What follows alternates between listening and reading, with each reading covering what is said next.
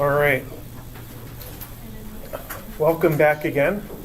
Hopefully this topic doesn't drag you down because it's friction. Yeah, I know that's bad. I'm glad that at least this many of you are well enough to attend class, and hopefully the only ailments other people are feeling are regular coughs and colds and stuff. As far as I know, we're just going to keep going and hope that we're far enough away from everybody else in the world that we don't get coronavirus. We'll see how that works out. But for now, we have to learn to deal with friction.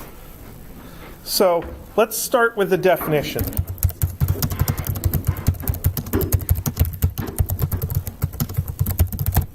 So friction is one of our forces of contact between solid objects, and specifically, friction resists sliding.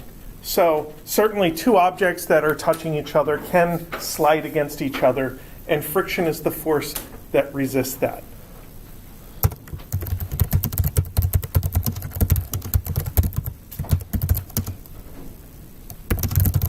And there are three things that we're concerned about with friction, because there's kind of three different things that friction does. So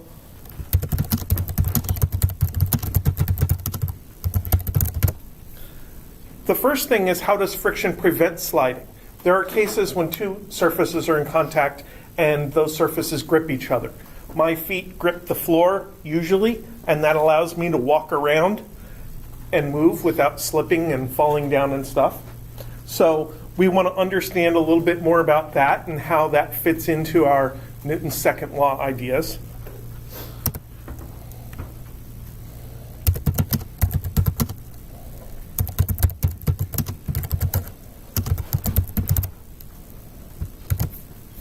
And then sometimes friction will allow sliding, and two surfaces will definitely move with respect to each other. So I'm going to take this chair as a demonstration object because I don't really have much else that's very large. So on the one hand, this chair can grip against the floor and not move. On the other hand, if I pull it hard enough, it actually will slide against the floor. And I will notice the effects of that sliding. So friction is allowing the sliding, yet still resisting it. And then the third thing we're concerned with is, how do we tell the difference? How do we not just tell the difference,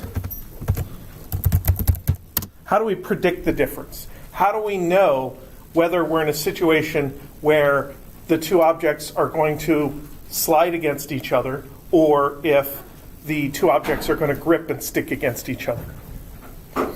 Now, before I get into all the math, I want to try to convince you that these three things actually exist, that there are three different conceptual things that we have to deal with. And the model I want to look at is, whoops.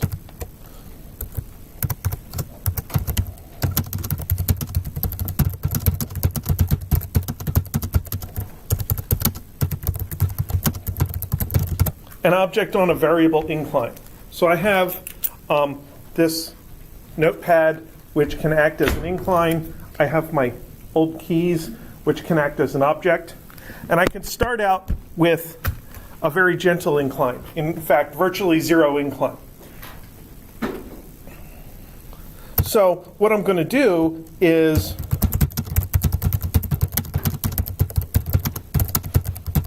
I'm going to measure the acceleration as a function of angle.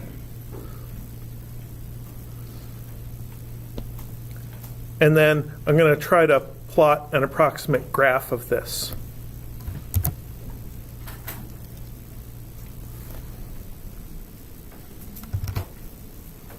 Come on, pen tablet, start. So on the horizontal axis, I'm going to have my angle theta. And on the vertical axis, I'm going to have my acceleration. So let's take a few data points here. I'm going to have low angles here, 0, 10, 20, 30 degrees. All these low angles do not cause any acceleration. The object is able to maintain its grip against the surface. So the way I would graph that is no acceleration for many, many points. And then when I get to a certain angle, all of a sudden, the object breaks loose and starts sliding. Here it looks like around 40 degrees. So you have this distinct difference in behavior between low angles, where your object doesn't move at all, and steep angles, where suddenly you see acceleration and sliding. And what that looks like is a jump in the graph. So if I connected all these data points or took enough data to fill them in, I'd see a jump here. And then at steeper and steeper angles, it would go like this till we got to 9.8 meters per second squared in the end. Of course, by the time I get up to a vertical angle, then my object is basically just in free fall. That's why it tops off at 9.8. So this part here is the grippy part. This is the slide. And that right there is the threshold, the difference in between them. And certainly the acceleration is easy to predict in the grip part, but we want to see how that fits into our ideas of forces and stuff. The sliding part turns out to be actually pretty easy to predict. We'll have a mathematical model we can put in our equations to do that. And then the threshold part, as it turns out, isn't too bad. It'll be very similar to calculating the sliding part. So we'll find out that that part isn't too bad either. So it's because of these three different behaviors of the object, sticking and then letting go and then sliding, that I need to have three different ways of thinking about friction.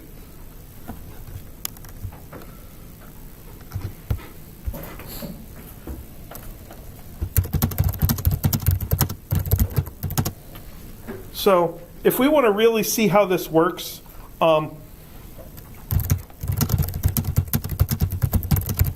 let's look at an easier case. And we'll get back to the case of friction on an incline. Because the incline has some sines and cosines in it, and that can cover up what we're trying to see. So what we're going to do is have a horizontal surface with a mass on it that I like to call M1. And then we'll exert a force of pulling on this horizontal surface.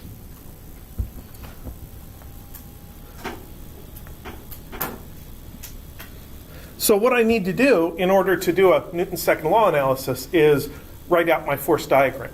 And my force diagram should start with some rendition of the object, and then I need to start attaching forces to it. So first comes my action at a distance force, of course, gravity, pulling it straight down. F sub g is equal to m1g. And then my object is experiencing that tension or pulling force that is pulling it to the right. So I put that on my force diagram, F sub p. And then my object is touching the floor or the table or whatever horizontal surface that is. So every contact is supposed to have a normal force. And then this contact is also going to have a friction force, which goes that way. So there's my force diagram with forces off in every single direction.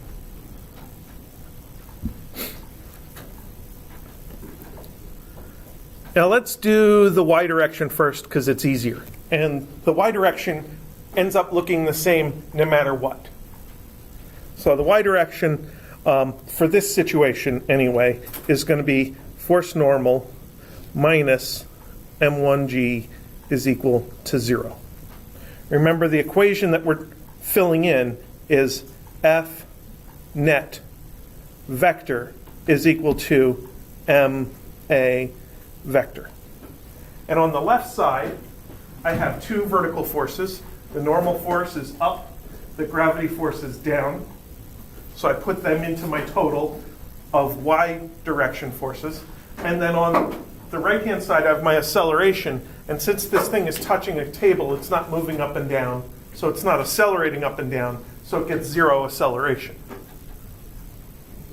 So that's what's going to tell us that the force normal is equal to m1g. And that's the same as our very first force diagram last Tuesday. So now let's look at the x direction. We have force pulling minus force friction is equal to m1 a1. So my pulling force is in the plus x direction. My friction force I've drawn in the minus x direction, assuming that if there's motion, it's because of the pulling force. So the motion is that way. So resisting the motion is to the left. And then in the x direction, I am allowed to have acceleration. So that pretty much covers the x direction. Now, where I go from here depends on my situation. I have those three different things to think about. How does friction maintain grip? How does friction allow sliding? And then the third case is, how do we predict the difference between the two?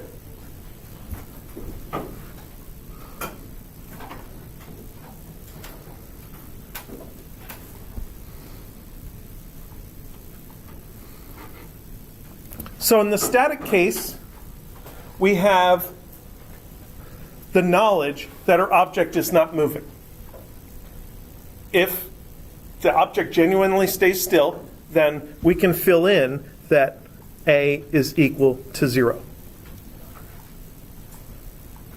So that means Fp minus Ff is equal to 0, which means Ff is equal to Fp. So that's kind of a profound result, that the force of friction depends on how hard I'm trying to push the object. So this chair currently is experiencing no pulling force. I'm not touching it, I'm not pulling it sideways. So this chair is experiencing no friction force. It could be on a perfectly slippery floor and it still wouldn't go anywhere. Now I'm going to pull on it very gently and nothing happens. So the friction force is popping up, and it is exactly the strength of my pulling force. So that at all times right now, the total force on the chair is 0. And if the total force is 0, the acceleration is 0. And then it can't gain any velocity without acceleration. So that's the static case.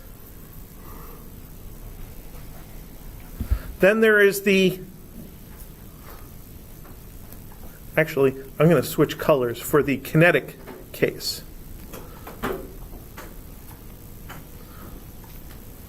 Kinetic case, which is sliding or slip. Sometimes I like to say the two kinds of friction are grip and slip. So with the sliding friction, we know that there will be some acceleration. I can make this chair accelerate. I can just pull on it hard enough and it'll slide against the floor. So then we need to have a little bit more knowledge. And what we have for friction is called a mathematical model. It's an equation that tells us how the friction behaves, assuming it's sliding. So here is my friction equation. The force of friction is equal to some number called mu sub k times the normal force. So this mu value is called the coefficient of friction. It takes the normal force and you multiply by mu, and it tells you how much friction force there is. So that's telling us that the amount of friction is proportional to the amount of normal force. And this should make sense to you because you can imagine how difficult it is to pull a chair or a box or something across the floor, but then imagine doing it again but having somebody sitting in it. It's more difficult if somebody's sitting in the chair. And that's what this equation does for us. It makes the force of friction strong when the normal force is strong, but weak when the normal force is weak.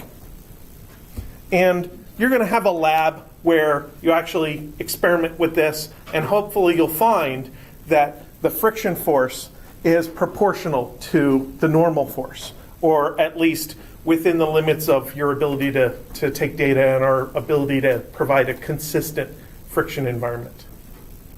What's this week's lab? Pulleys, Atwood's machine? Okay. We're going to talk about pulleys in class on Thursday. And then I think your friction lab is the one after spring break, which involves pulleys and friction. I decided to do friction first and then pulleys in class. So now let's see where this equation takes us. Now we're going to see that the force of pulling minus mu k m1 g is equal to m1 a1. So I filled in the force of friction in my Newton's second law equation, and I filled in to that the normal force is m1g. So this tells me that if I pull hard enough, I'll get some acceleration. And the harder I pull, the more acceleration I get. Now I need a way to tell the difference.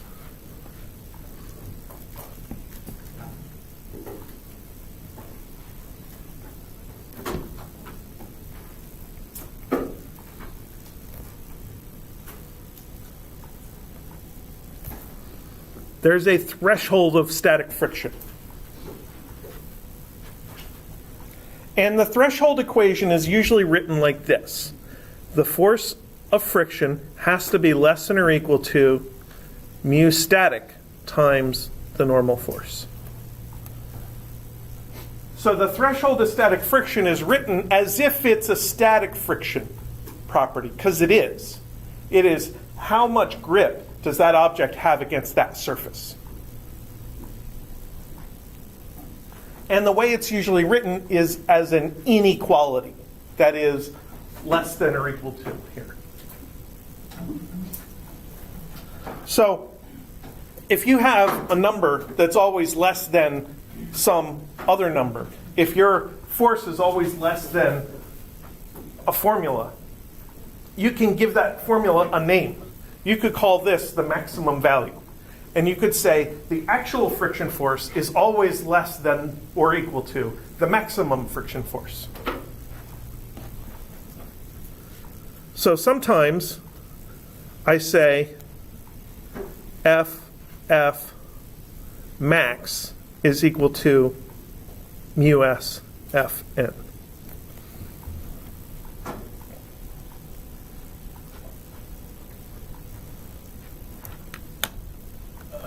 Why do you put mu s versus mu k? So there's two kinds of friction: grippy friction and sliding friction. And the physics name for grippy friction is static friction, and that's what the S is standing for. The sliding friction is usually called kinetic friction, and that's what the K is standing for. And our book definitely uses the S and the K when talking about friction.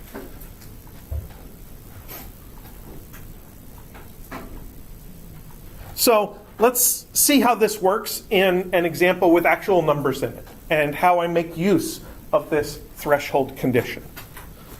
So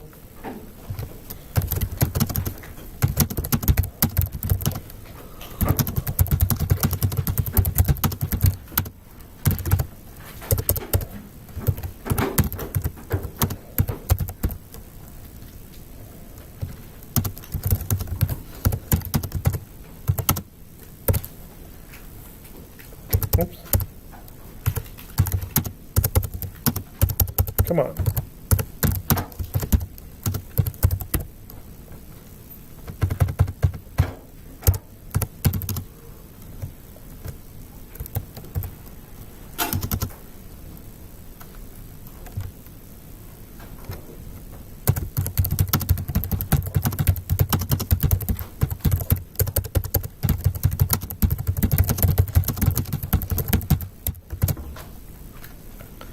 So we'll place a 2 kilogram chair on a horizontal surface with a static coefficient of friction of 0.3 and a kinetic coefficient of friction of 0.2.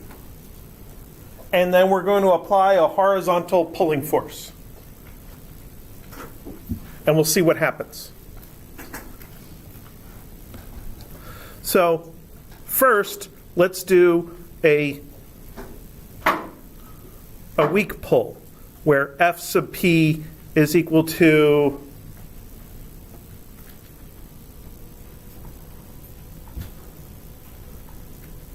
.0 newtons.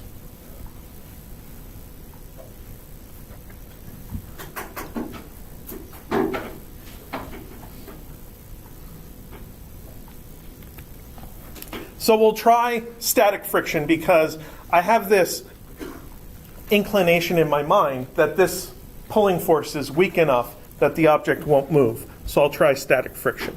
So then the force of pulling minus the force of friction is equal to 0, and the force of friction is equal to the force of pulling, which is 3.0 newtons. At the same time, I need my normal force. My normal force is equal to the force of gravity because we set up a special situation where gravity and the normal force are the only y direction forces. So that's 2 times 9.8. So the normal force is equal to 19.6 newtons. So far, I know everything. I know the acceleration, I know the friction force, and I know the normal force. What's left to calculate? Well, is this actually a static situation? I should check the threshold. Make sure I have not violated the threshold of static friction.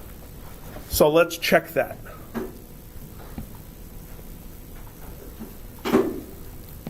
Is the force of friction less than or equal to mu static times the normal force?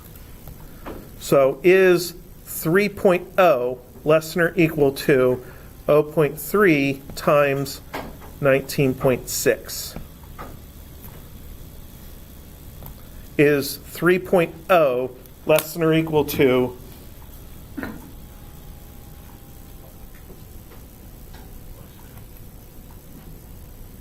come on, calculator. 0.3 times 19.6 is 5.88. So, yes, I am within the limits of static friction. So, I assumed static friction. I see how everything plays out. What are all my forces? And then I check to see whether my condition for static friction is actually true or not. And it's just fine. So things are going great. So what happens if I exert a strong pull? Strong. FP is equal to 6.0 newtons. So I already know how the static friction idea is going to play out.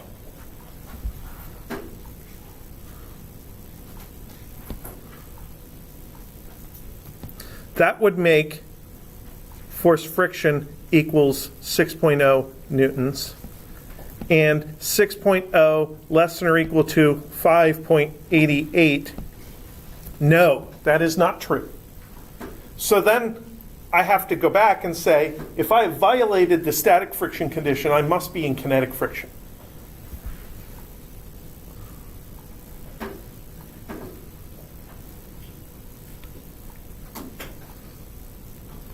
Switch to kinetic. So now the force of friction is mu k times the normal force. So that's the 0.2 times 19.6. 0.2 times 19.6 is 3.92. And now we have force pull minus force friction is equal to m1a1. So we have 6.0 minus 3.92 is equal to 2a1. So my pulling force is 6. My friction I calculated to be 3.92, and my mass was given as 2 kilograms. So I can fill all those in, and I find my equation of motion predicts the motion. It predicts the acceleration. So this is 2.08 is equal to 2a1, or 1.04 meters per second squared is equal to a1.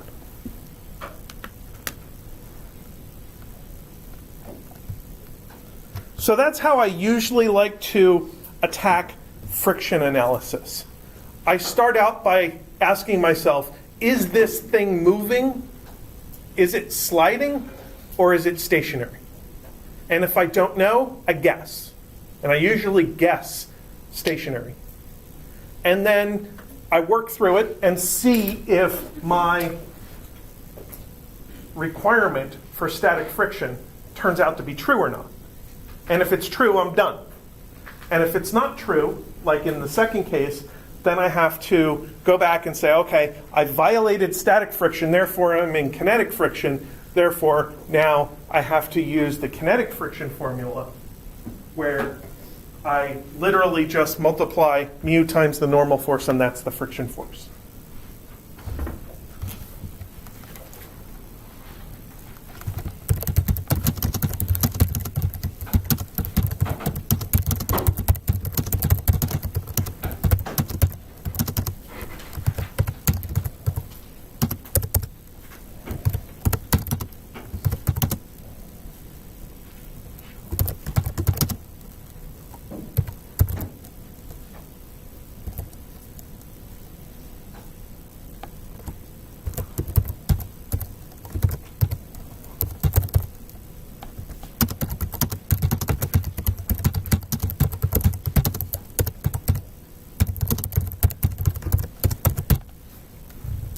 So one of the problems that students often have with friction analysis is, how do we translate these different calculations into terminology? How do we put these things in sentence form? Because very often we're restricted to using words and sentences with numbers interjected every now and then. But mostly we have to use words and sentences to describe what we're talking about.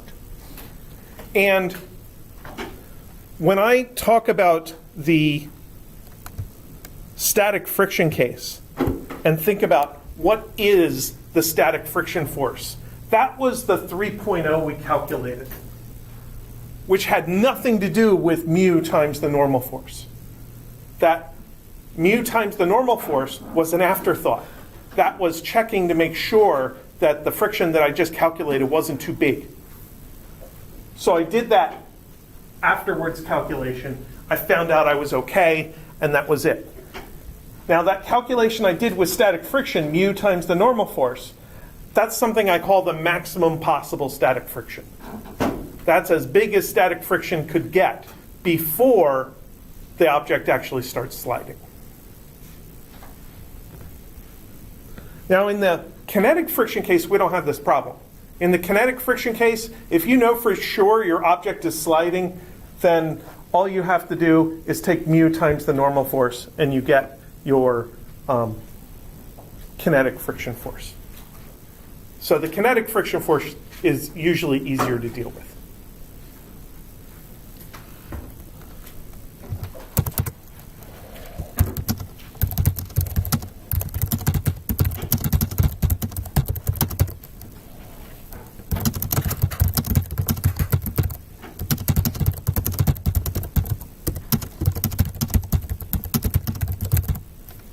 One other thing that we get out of this analysis is that the 5.88 newtons, that maximum static friction force, was just the amount of force it takes to break the object loose from the surface.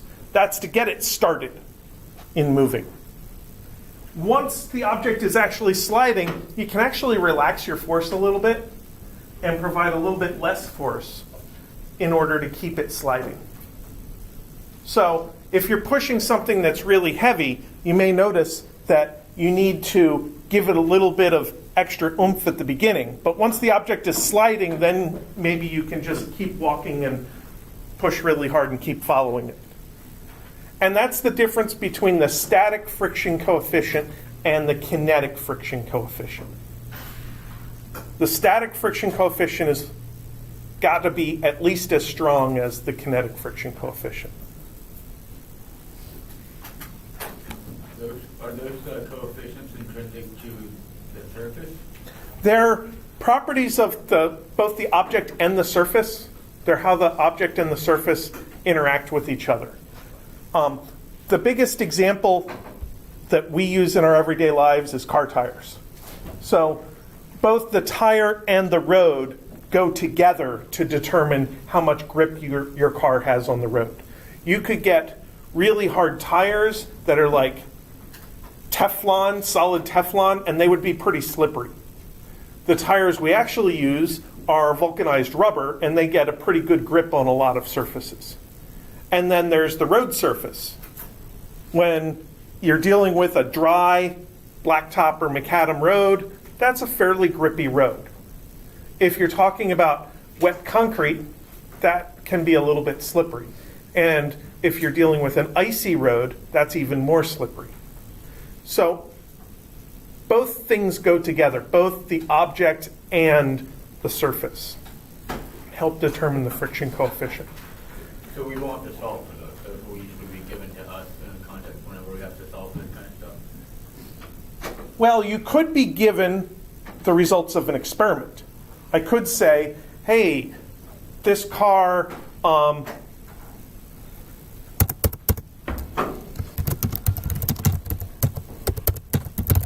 a car moving 30 meters per second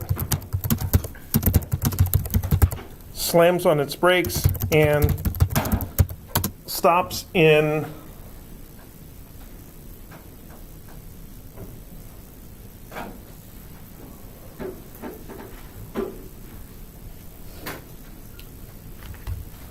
(150 meters).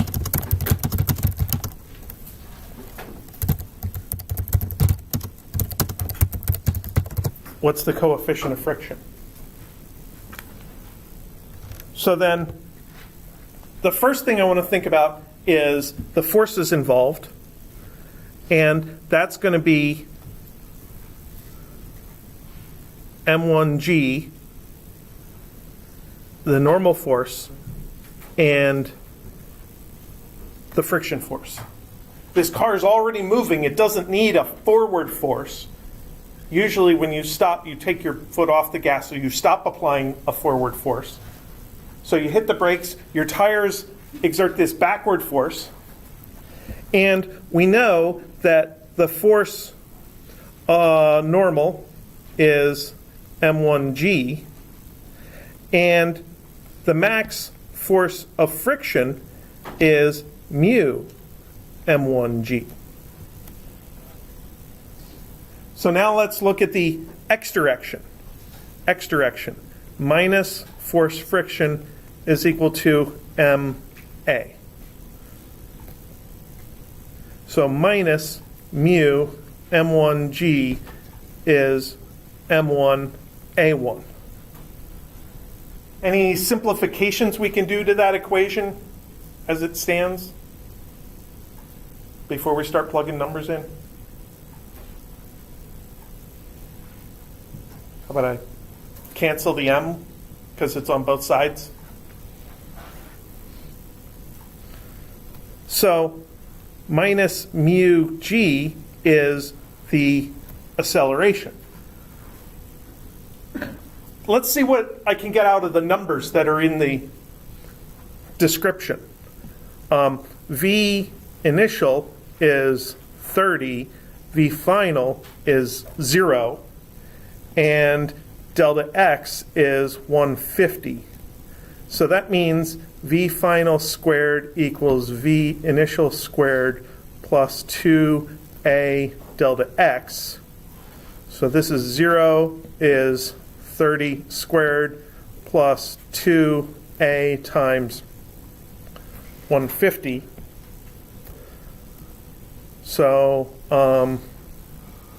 minus 2a 150 is equal to 30 squared, or a is minus 30 squared over 2 times 150, which turns out to be 3 meters per second squared.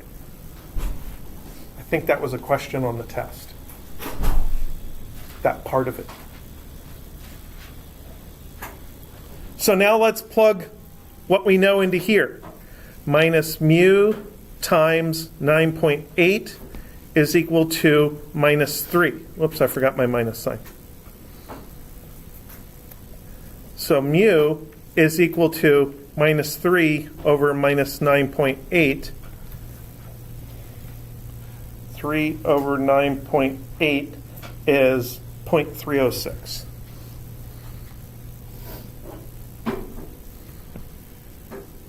So this description was enough for me to determine the coefficient of friction, at least assuming that if the car slams on its brakes, that it is using the maximum possible static friction, because most cars these days have anti-lock brakes that won't slide if you slam on your brakes. So the car will automatically apply the exact right amount of braking pressure to use the maximum possible force of friction. Is that static or? That's static. Yeah. If you have an old car with no anti-lock brakes, then you're talking about kinetic friction.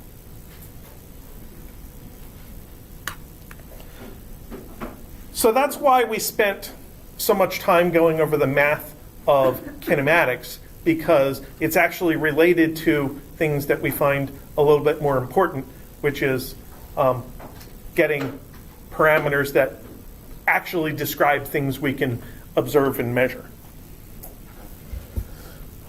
All right, so that was all about friction on flat surfaces.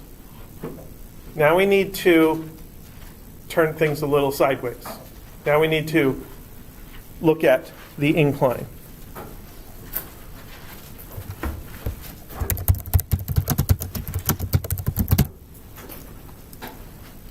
So just like on Thursday last week, I suggest drawing a gentle incline.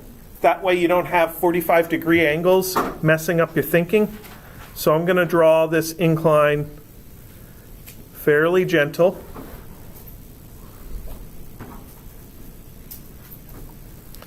Call that theta.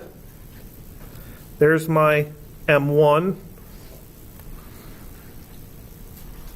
And when I do my force diagram, there's the force of gravity equals M1G.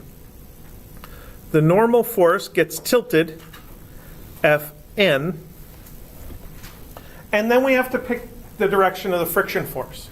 So which way do you want to make the friction force? Uphill. Why do you want the friction force to be uphill? Because it's trying to go downhill. Is there a possibility that the friction force could point downhill?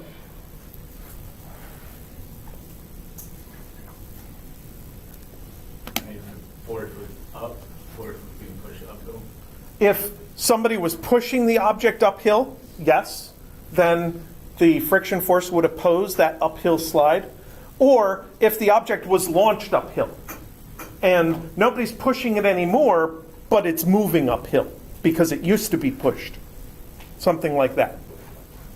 So it is possible for the friction force to be pointed downhill, which looks a little weird because then you have all three forces kind of pointing in that direction. One upward, one downward, and the other one along the hill. Now it looks like there can be some balance because the forces are pointed in three different directions. And they're all spread out. So on the incline, we like to do our little coordinate system lined up with the normal vector, and the other axis is lined up with the friction force. So we have our x prime and our y prime axes.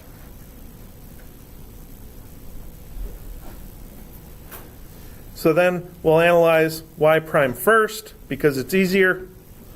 Force normal minus m1g sine or cosine of theta equals 0. Now we just have to figure out whether we want to use sine or cosine of theta, or remember whether we want to use sine or cosine of theta. I like to figure it out every time. There's our theta in this diagram.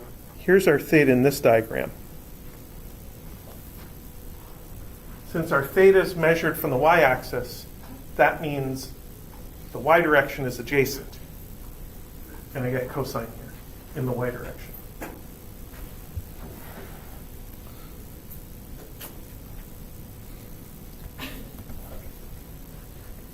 Just in case you forget, the force of gravity components on an incline are actually on the equation sheet in the forces section. So there's an example for a generic force with the angle measured from the x-axis like we usually do, and then there's another set of equations for the force of gravity on an incline. So this tells us that the normal force is equal to m1g cos theta.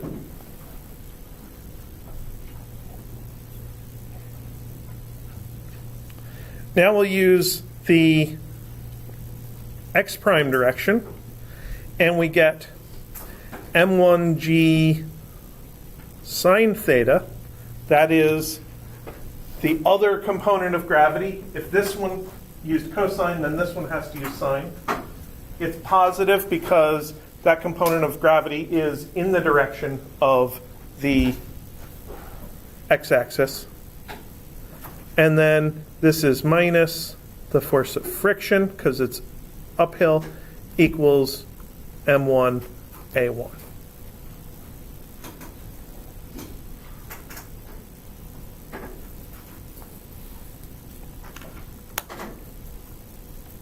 So now we just have to decide if we're calculating a static case, if we're calculating a sliding case, or we could just calculate the threshold. Let's calculate the threshold.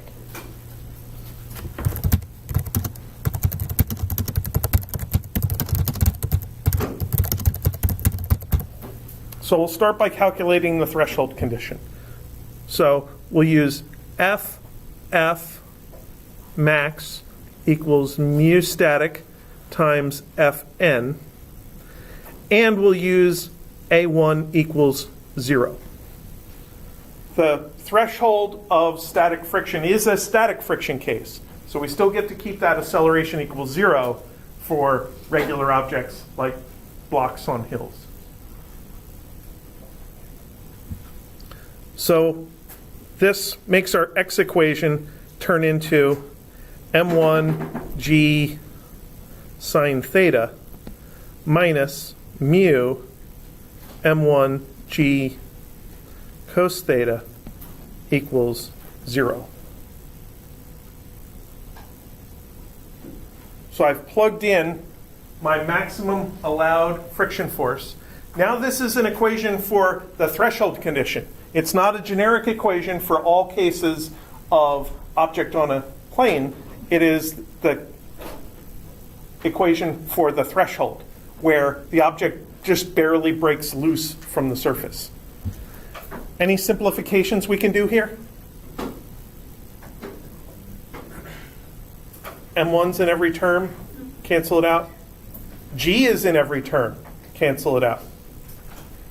And we get sine theta minus mu, this is mu static, cos theta equals 0.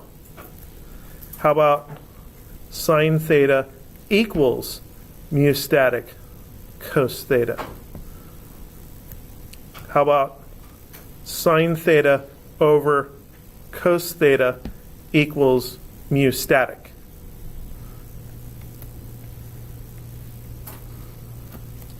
And that sine over cosine is tangent theta.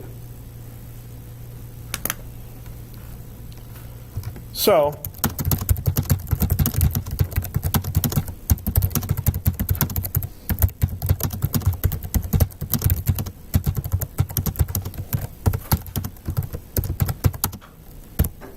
if we can somehow measure the angle at which static friction is broken, that tells us the mu s. So actually, I have this nice surface here on the back of my laptop. And I have a nice object here, my phone, that I can put on the surface. And you can see it's currently stationary. And this gives me the opportunity to crank this angle up. And right there, that's where I just barely started to see some sliding. Any lower angle? Well, maybe it's sliding a tiny bit right there. So what angle is that? 40.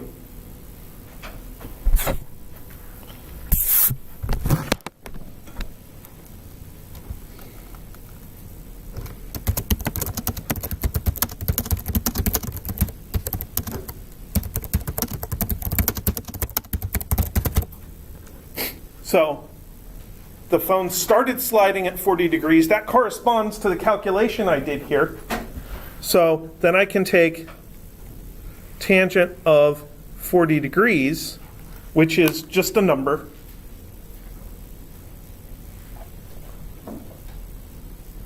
tangent of 40, and find out that mu s is 0.84. 0.84 is equal to mu s. So this phone on this laptop has a coefficient of friction of 0.84, which is more than a typical coefficient of friction for cars driving on roads.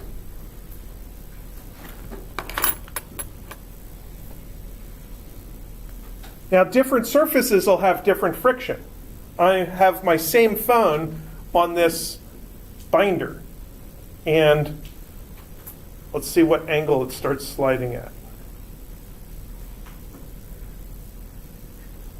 I feel like it's going to fall off before it slides. So that was a really steep angle. I feel like that's almost like 75 degrees.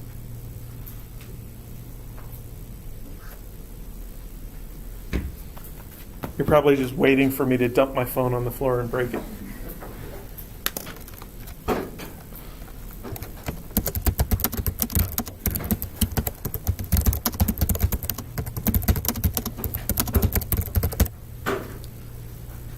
So then that would have a different coefficient of friction of 3.73.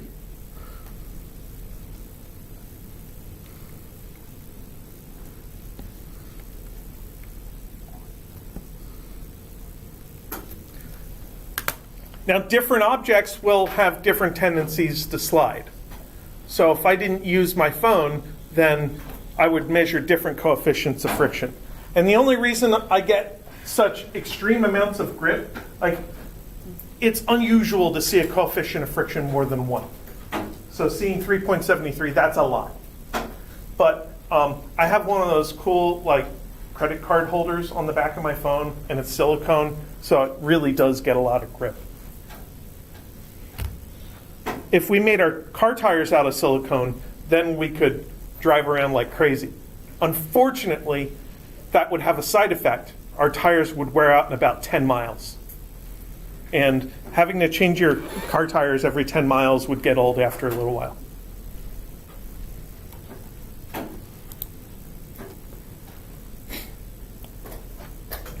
So what we saw so far was that if you have this horizontal surface and a horizontal pulling force, friction's really easy. If you have an incline with friction, it's a little bit more involved, but not too bad. So we have to step it up one more notch.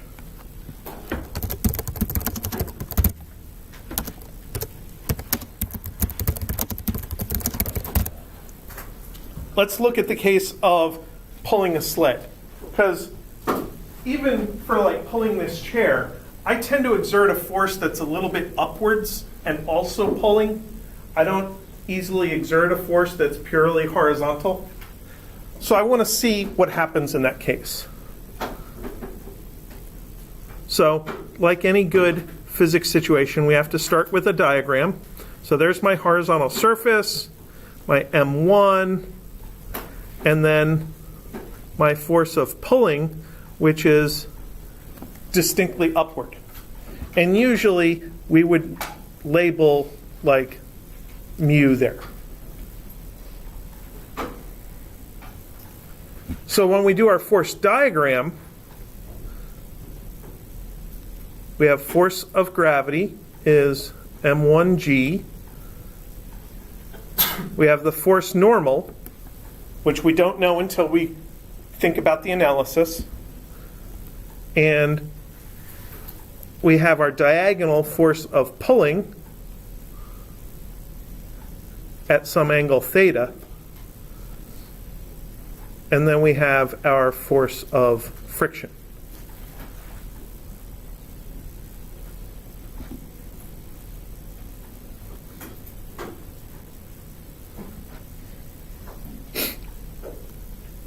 So let's do the x direction and the y direction.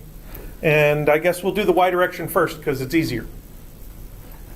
Y direction, we have force normal minus m1g plus force pulling sine theta equals 0. So normal's up, so it's positive. Gravity's down, so it's negative. The pulling force is diagonal, but it's uppish, so it's positive. And then the theta is measured from horizontal. So it's the horizontal x direction that's going to get the cosine. We're doing the y direction, so this one gets the sine.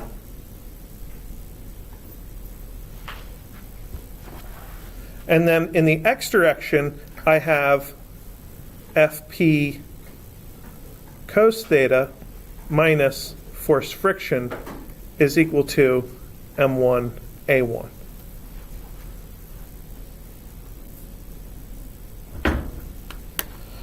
So now my force of pulling does two things in my equations. My pulling force is in the x equation trying to make the acceleration happen. I call that the motivating force in the scenario. But my pulling force also appears in the y equation. What's it doing in the y equation? What else changes in the y equation because of this pulling force? If you just had the chair there with no pulling force, you get normal force minus mg equals 0.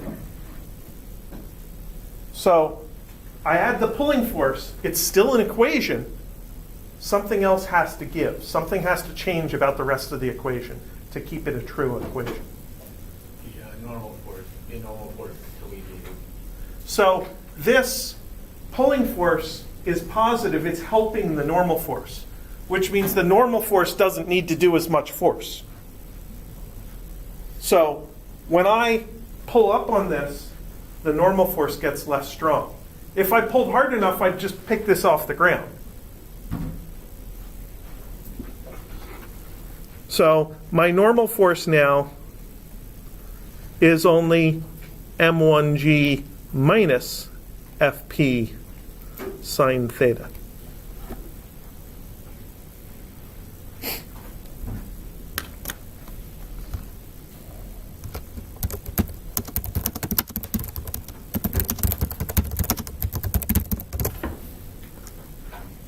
So let's say I am pulling this chair at constant velocity.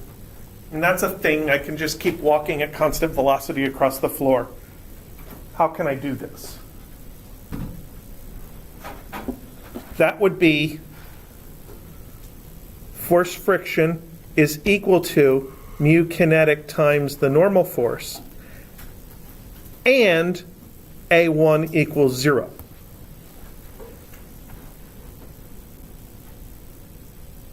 So if I am pulling something, with constant velocity, that implies it's moving. That implies kinetic friction. And then the constant velocity part is where I say A equals 0. So then this turns the x equation into Fp cos theta minus the force of friction, which is mu k Fn, equals 0. Let's fill stuff in. Fp cos theta minus mu k, let's fill in the normal force, m1g minus Fp sine theta equals 0. It's getting a little ugly. Hopefully it'll simplify before I'm done. Otherwise, I'll be sorry I used this example. Fp cos theta plus mu k sine theta. So which terms did I get so far? I got this one and I got that one, right? I need this one. Mu k m1g. That's a minus. Minus mu k m1g equals 0. How can we have two mu k's in this, on this next portion? Because the mu k is multiplied by the normal force, but the normal force has two contributions. So the mu k splits into one multiplied against Fp sine theta for that contribution, and one multiplied against mg for this one, for the other contribution.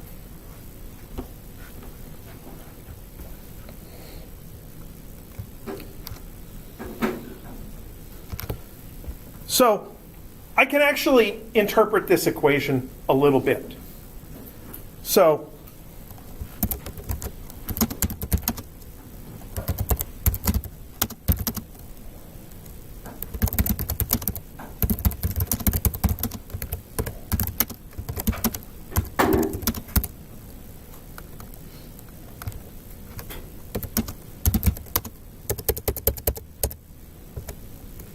okay.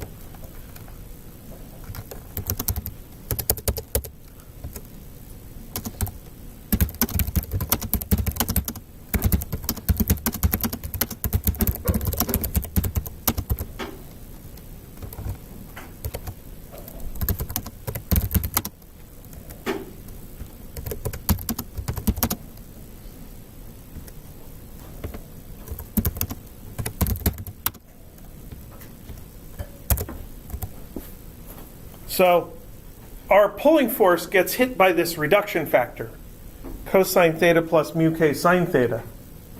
And then whatever's left over about after we hit it with that reduction factor, that is what has to fight off the regular ordinary friction force that would have existed, the maximum possible friction force that would have existed.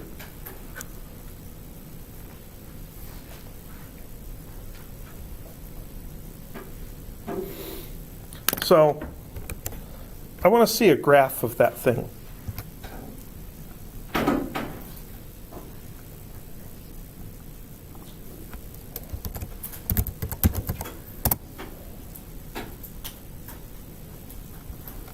Start graphing. So I want cos x plus u times sine x. And add a slider for u, and then make it x times pi over 180 to convert from degrees to radians, times pi over 180, okay, and then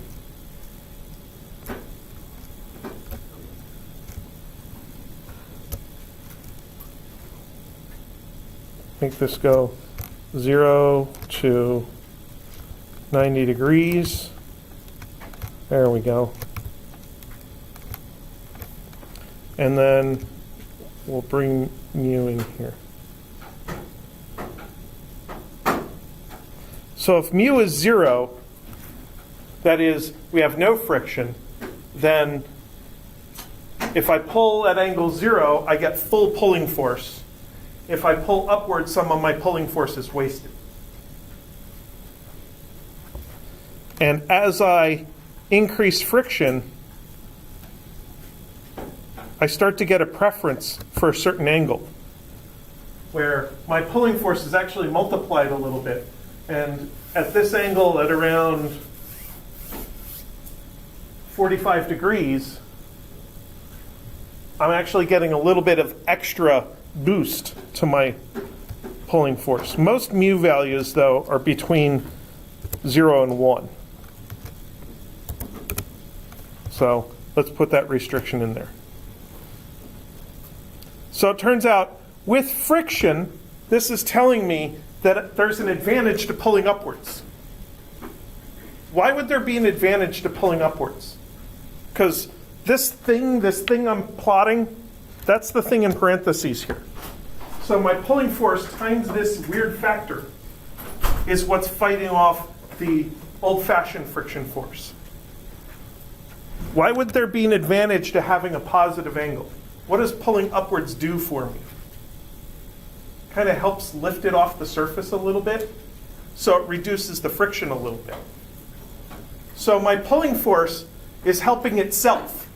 Part of the pulling force is directly in the x direction, fighting friction, but part of the pulling force is in the y direction, reducing the normal force, which has a side effect of reducing friction.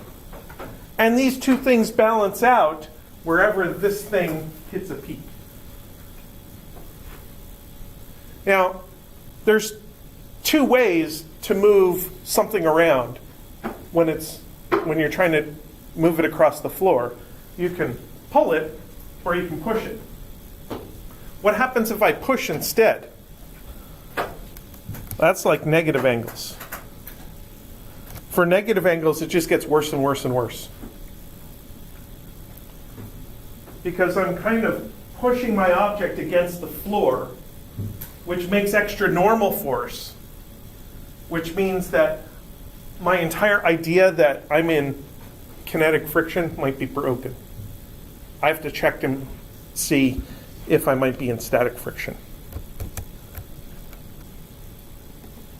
So I wanted to do something like this because mostly because I wanted you to see that I apply the same methods, whether I'm doing a simple analysis or a complicated analysis.